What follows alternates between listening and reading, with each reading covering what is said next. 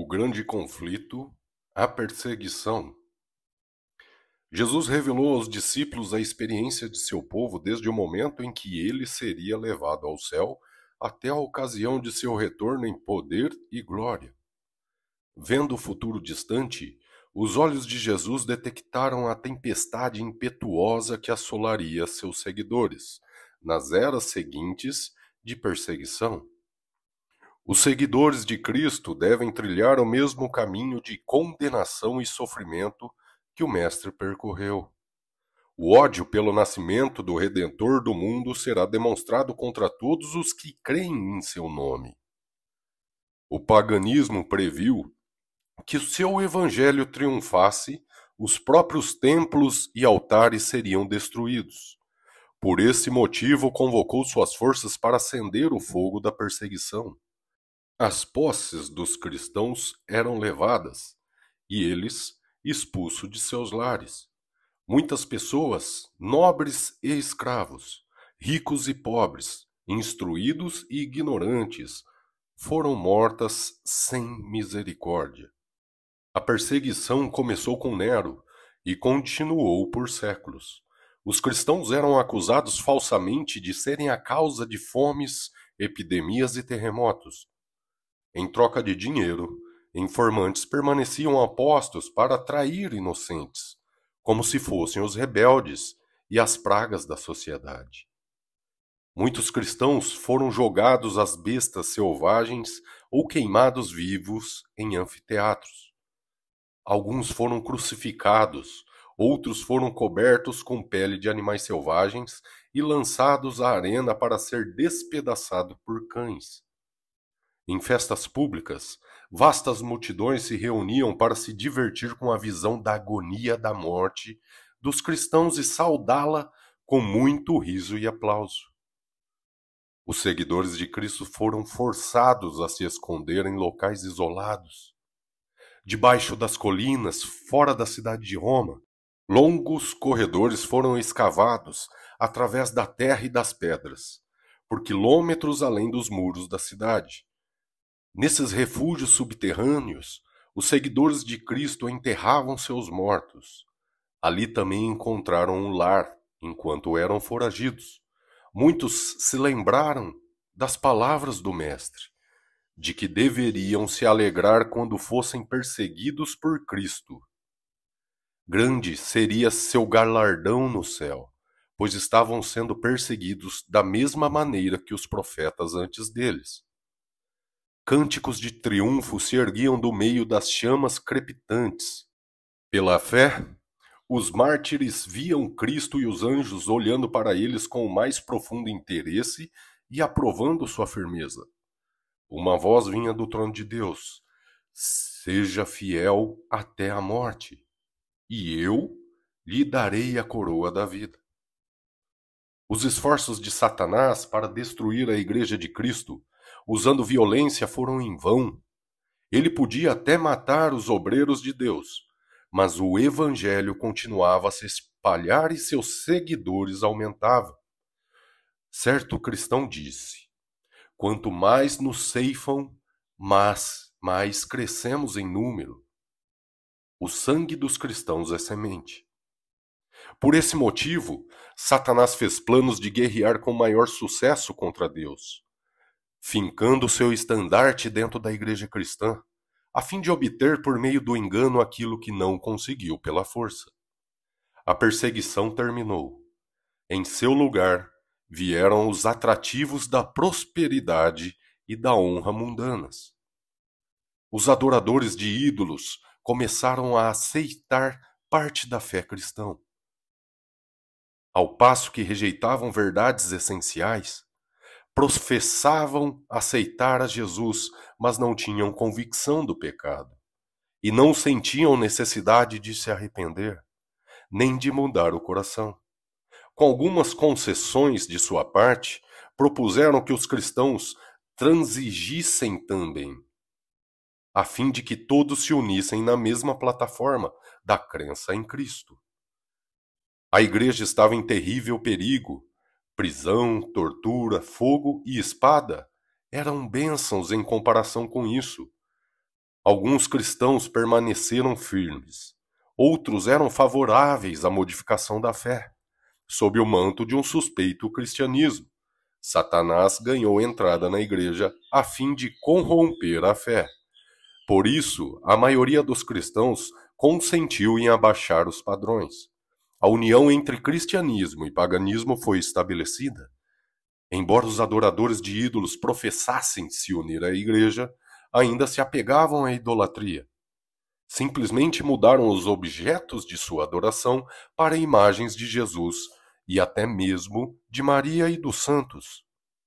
Doutrinas falsas, ritos supersticiosos e cerimônias idólatras passaram a fazer parte da fé e da adoração da igreja. A religião cristã se corrompeu e a igreja perdeu sua pureza e seu poder. No entanto, alguns não se deixaram enganar, permaneceram fiéis ao autor da verdade. Sempre houve duas classes entre aqueles que alegavam seguir a Cristo. Embora as pessoas estudem a vida do Salvador e se esforcem avidamente para corrigir os seus defeitos e se conformar com o padrão, outros repelem verdades claras e práticas que expõem os seus erros. Até mesmo em sua melhor condição, a igreja nunca consistiu somente das pessoas verdadeiras e sinceras. Judas foi um dos discípulos para que, por meio das suas instruções e do exemplo de Cristo, fosse levado a ver os próprios erros. Mas ao condescender com o pecado, convidou as tentações de Satanás. Ficou irado quando Jesus reprovou suas falhas e acabou por trair seu mestre. Ananias e Safira fingiram fazer um sacrifício completo para Deus, embora tenham retido em cobiça uma parte para si. O Espírito da Verdade revelou aos apóstolos o verdadeiro caráter desses impostores, e o juízo de Deus livrou a igreja da mancha imunda em sua pureza. Quando a perseguição sobreveio aos seguidores de Cristo, somente aqueles que estavam dispostos a abandonar tudo pela verdade quiseram se tornar seus discípulos. Mas quando a perseguição terminou, a igreja recebeu conversos menos sinceros, abrindo o caminho para Satanás encontrar seu lugar. Quando os cristãos concordaram em se unir aos parcialmente convertidos do paganismo, Satanás celebrou. Então os inspirou a perseguir aqueles que permaneceram fiéis a Deus. Quando os cristãos apostatas se uniram aos seus companheiros semipagãos, travaram batalha contra as características mais essenciais dos ensinos de Cristo. Era necessária uma luta ferrenha para permanecer firme contra os enganos e males introduzidos na igreja. A igreja não aceitava mais a Bíblia como padrão de fé, chamava a doutrina da liberdade religiosa de heresia e condenava aqueles que defendiam esse ensino. Após um longo conflito, os fiéis perceberam que a separação era absolutamente necessária. Não ousavam tolerar erros que seriam fatais à sua alma e colocariam em risco a fé de seus filhos e netos. Sentiam que a paz custaria caro demais se precisassem comprá-la sacrificando princípios. Se pudessem obter unidade somente comprometendo a fé, então que houvesse divergência e até mesmo guerra. Os primeiros cristãos eram pessoas verdadeiramente distintas. Pequenos em número, sem riqueza, posições ou títulos de honra, eram odiados pelos ímpios, assim como Caim odiava Abel. Dos dias de Cristo até hoje, seus discípulos fiéis têm despertado ódio e oposição da parte daqueles que amam o pecado. Então, como o Evangelho pode ser chamado de uma mensagem de paz? Anjos cantaram sobre a planície de Belém. Glória a Deus nas alturas e paz na terra aos homens, aos quais ele concede o seu favor. Parece haver uma contradição entre essa declaração profética e as palavras de Cristo. Não pensem que vim trazer a paz à terra. Não vim trazer paz, mas espada. Se compreendidas de maneira correta, as duas estão em perfeita harmonia. O Evangelho é uma mensagem de paz. A religião de Cristo, se aceita e obedecida, espalharia paz e felicidade por toda a terra. Era a missão de Jesus nos reconciliar com Deus e uns com os outros. No entanto, a maior parte do mundo está sob o controle de Satanás, o mais amargo inimigo de Cristo. O Evangelho apresenta princípios de vida completamente opostos aos hábitos e desejos das pessoas. E elas se levantam contra esta mensagem. Odeiam a pureza que condena o pecado e perseguem aqueles que proclamam suas santas prerrogativas. É nesse sentido que o Evangelho é chamado de espada. Muitos que são fracos na fé estão prontos para perder a confiança em Deus, porque Ele permite que os maus prosperem, ao passo que os melhores e mais puros são atormentados por seu poder cruel. Como aquele que é justo, misericordioso e infinito em poder, tolera tamanha injustiça? Deus nos deixou evidências suficientes de seu amor. Não devemos duvidar de sua bondade por sermos incapazes de entender suas obras. O Salvador disse: lembrem-se das palavras que eu lhes disse. Nenhum escravo é maior do que o seu senhor. Se me perseguiram, também perseguirão vocês. Aqueles que são chamados a suportar tortura e martírio estão apenas seguindo os passos do amado Filho de Deus.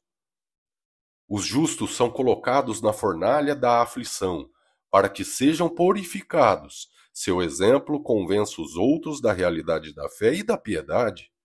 E sua vida coerente condena os ímpios e incrédulos. Deus permite que os maus prosperem e revelem o ódio que sentem pelo Senhor, para que todos possam reconhecer sua justiça e misericórdia, quando Ele os destruir por completo. Deus punirá a cada ato de crueldade contra seus fiéis, como se tivesse sido praticado contra o próprio Cristo.